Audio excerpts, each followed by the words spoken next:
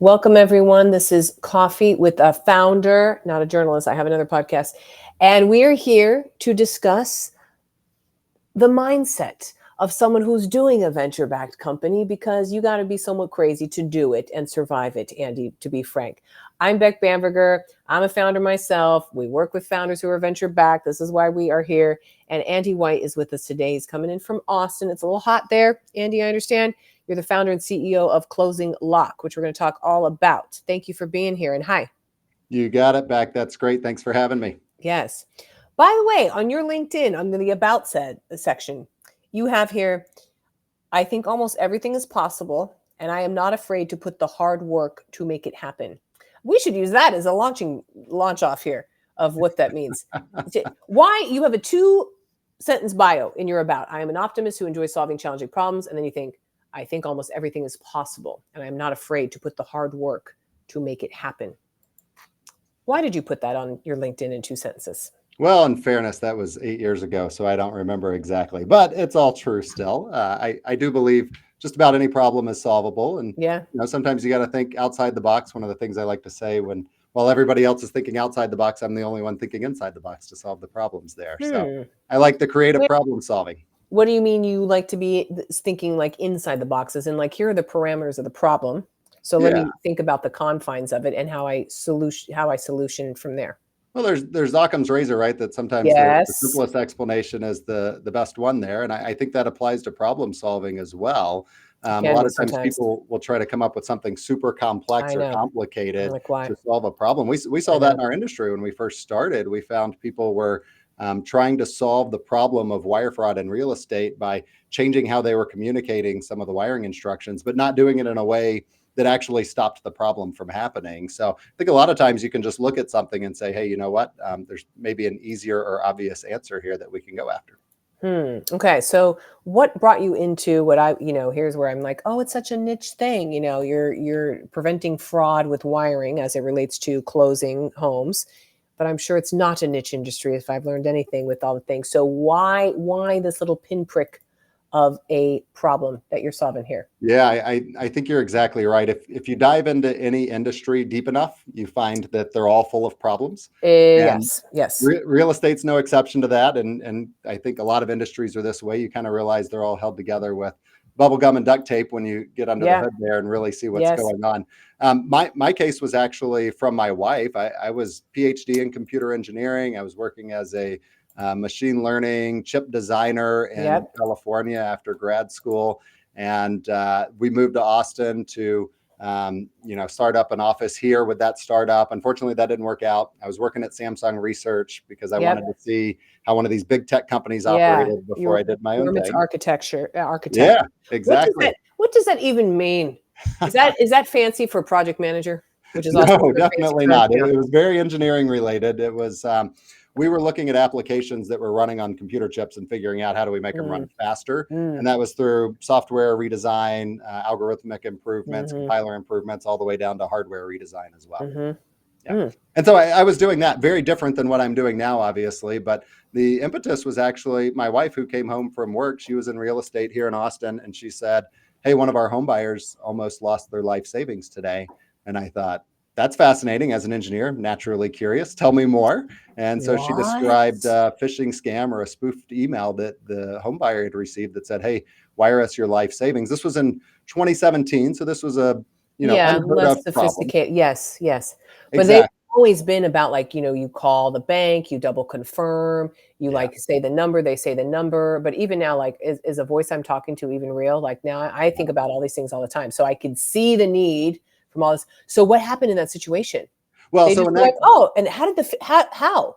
Yeah. So they had received a spoofed email. She described that to me. But what really hit home for me was we had bought our house in Austin the year prior. Yeah. And I was just wondering, when you buy a home, you never know what's going on. You send a bunch of money, you sign a bunch of documents. Nobody knows really what's happening there. No. So I thought, I'll go and look back at my transaction and see what happened. So I dug through my emails. I had received an email with wiring instructions in it. I had driven to Wells Fargo. I had wired off $20,000, which was our life savings, based on an email with a random account number in it. And when it hit me that, oh man, I could have lost our entire life savings to this problem. That's when I said, okay, somebody needs to come up with a Yeah, better way to a do bigger this. problem, yeah. I'm bored at work anyway. Like, I've got the background in engineering to start building this platform. You're Let's go for smart. it. You Let's make got it happen. this. Yes, yes. Exactly. Okay, so let's expand out of that because some people will be like, well, how many people close a lot of houses in the US? I don't have the statistics and stuff, but like, how big of a problem is this?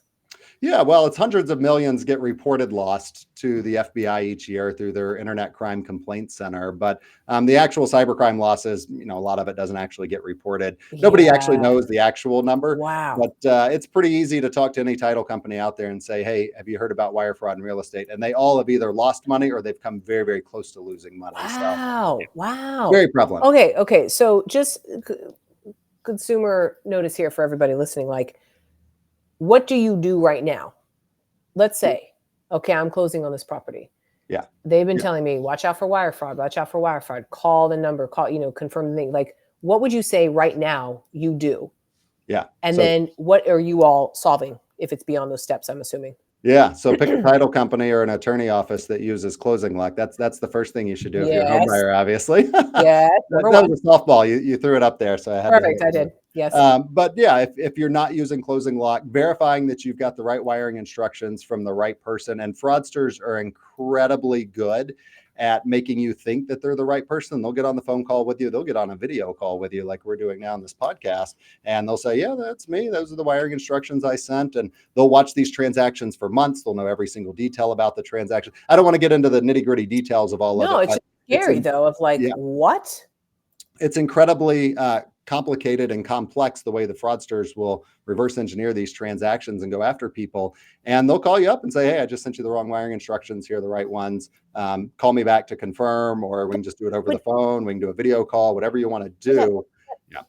But I'm, how are they noting, like, who is knowing that you closed on a piece of property? So that part's actually pretty easy. Typically, a hacker will get into, I hate to throw realtors under the bus because I love realtors, but often they'll get into the realtor or the brokerage email systems, and then they can see all the transactions that happen. Yeah. Oh, no. And they know everybody on the transaction. And of course, too, if I know you're buying a home, I can go look up the home on Zillow and get all the details about it. Of course, the address, the thing. Yeah, it sounds, oh, God. Yeah. Wow. So, thank you for educating. Thanks for that. Consumer notice there for everybody. So, yeah. If you're buying a home, make sure your money's going to the right spot. That's the takeaway here. Yes, Lordy. Okay. All right. So, Andy, now you've raised a lot of money to solve this problem. Yep. You're in Austin. You're running around with that. What is your biggest, if you wish to just disclose here, like, what's the biggest problem you're in right now at this stage of the game? Biggest problem we are in. I'm an optimist, so I don't think we have a lot of problems. Yes. I mentioned that earlier. Yep. So I don't look at it as a lot of problems. We do have challenges that every scaling business has, right? We're trying to hire a lot of people. We have raised money because we're very excited about the product roadmap that we're building. And to do that, we need people to actually build that product roadmap. Yep. And so hiring good people, finding the right people, we're always big on making sure we're hiring the right people. It's, it's very expensive if you hire wrongly. So we try. I wish we were 100% on that. And if you find somebody that is, let me know. Because no one is yet. So there you go. However, I was just listening to, I think it was a Wall Street Journal's little podcast, just talking about like, oh my gosh, how frustrated some applicants are getting because they're like interviewing with the bot, but some other AI tool was scanning people that were optimizing their resumes with AI. And it's like, okay, you're in this AI warfare game of hiring. So let me ask you now, someone who is actively hiring, how are you figuring that out and not getting on calls where you're just like, what? I had someone else on this call earlier before we hit recorded something, and the person came on and was like, oh yeah. So like, oh, why are you here? Oh, just for the money. And it's like, how did that person even get to you as the CEO? It was the recruiting company. That's very not good. But the point is, how are you navigating this in this world of all the AI trickery that's happening? Yeah, so eventually I guess we'll have an AI agent that's the job applicant and an AI agent that's the screener on the company side, and they'll just talk to each other and decide if the AI agent should work there or not. Hopefully that's not the future we're going toward. We are big believers in person. We actually all work in person in the office here in downtown Austin. And so I am big on face-to-face stuff. We do everything as personal as we can be. One of the things we talk about, real estate is a very personal thing, right? When you buy a house, it's typically the largest investment you make in your life. And you do it through the help of a real estate agent that you probably know, friend or family member or somebody like that. And you work with the connections that they have. And it becomes this very kind of personal transaction. We take that in office as well. And so actually all of our recruiters, they screen through every resume, they make phone calls, they do all the calls there before going through the hiring manager. And then obviously we bring people in, because since we do work in person, we want to meet the person in person, make sure they feel the vibe with us. Exactly. Yeah. And it's always a two-way street too. I talk about employment with everybody I talk with. I try to be as transparent as possible in that, look, we've got to make sure we like you, obviously, to say, hey, we want to work with you, but you've got to make sure you like us. So ask all the questions, ask questions that you might be uncomfortable asking, because the worst thing you can do is work here for 6 months and then say, hey, Andy, you lied to me about the job. I'm out. That's the worst thing for us. That's the worst thing for the candidate, et cetera. So we try to spend a lot of time up front making sure we both know what we're getting into to begin with. And that's helped incredibly with retention. We have incredibly high employee retention rates. Excellent.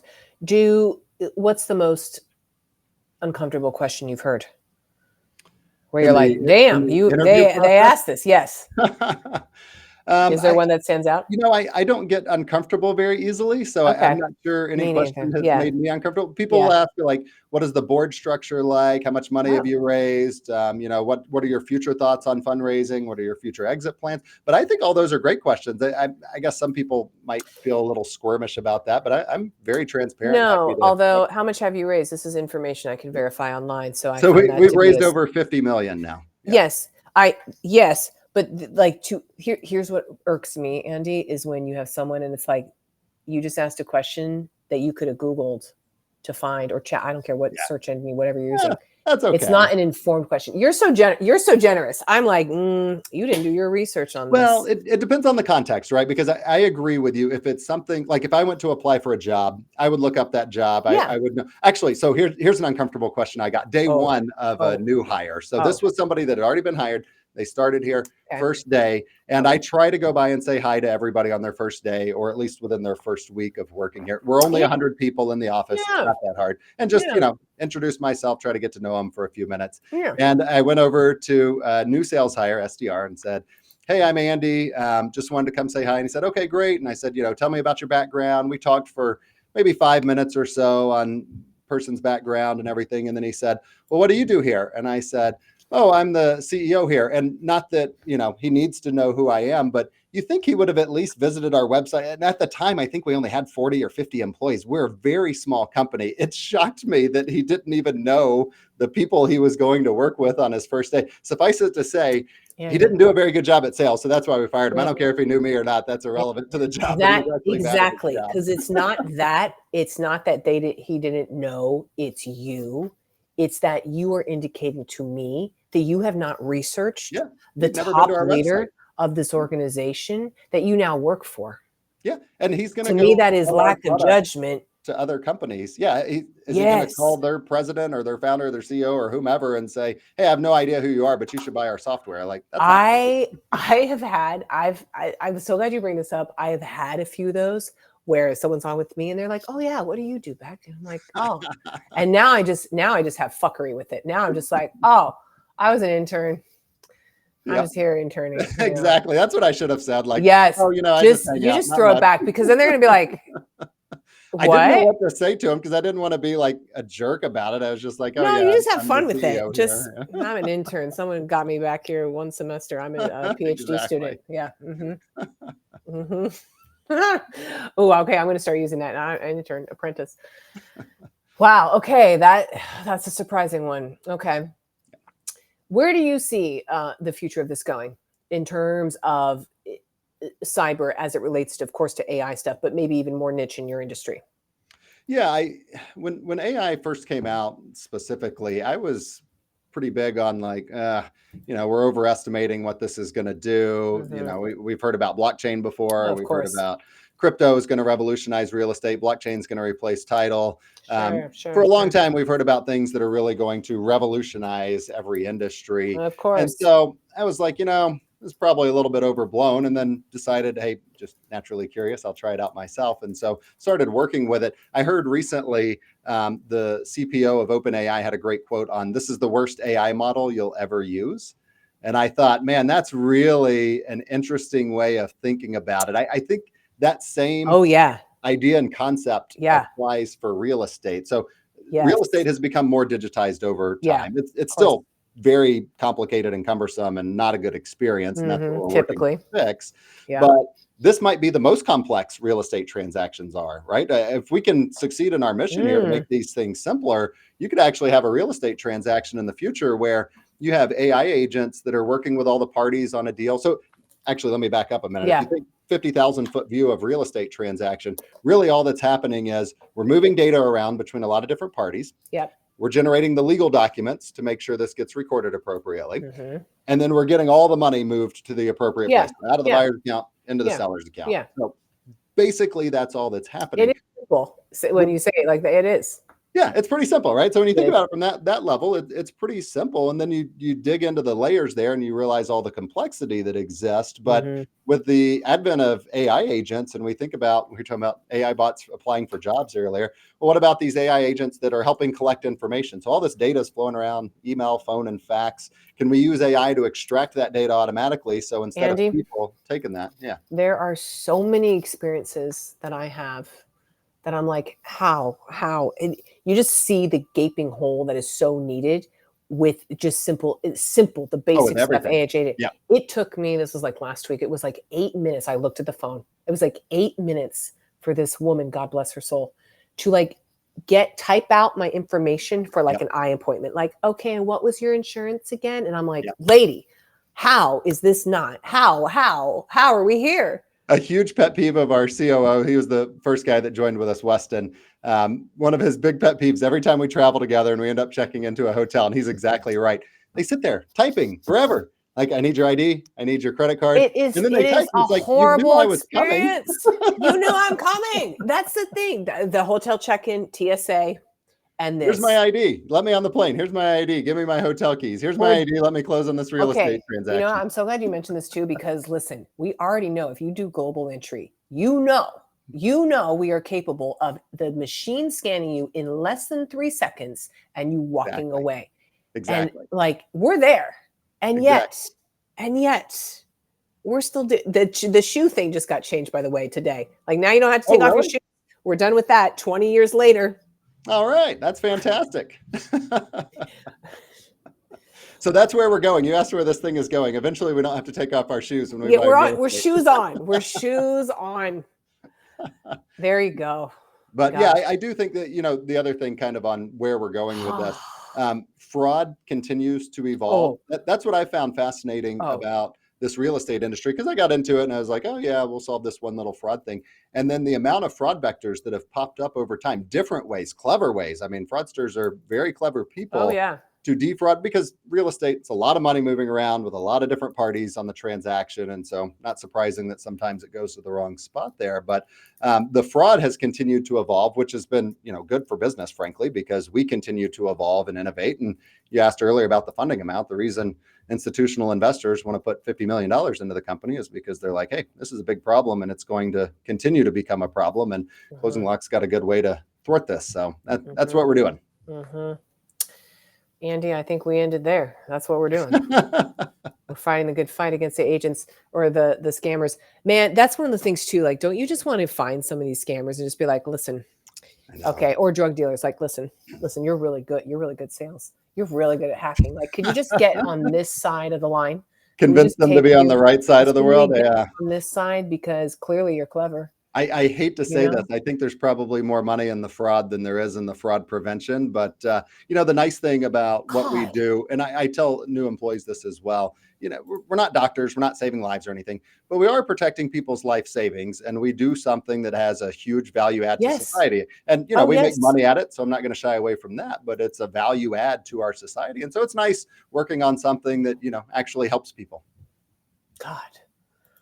Well, Thank you, Andy. Thank you for doing the good fight that you're doing and not having people lose literally millions of dollars or their life savings with things like horrible wire fraud. That is like so awful. You know what I will say too? Just again, thank you.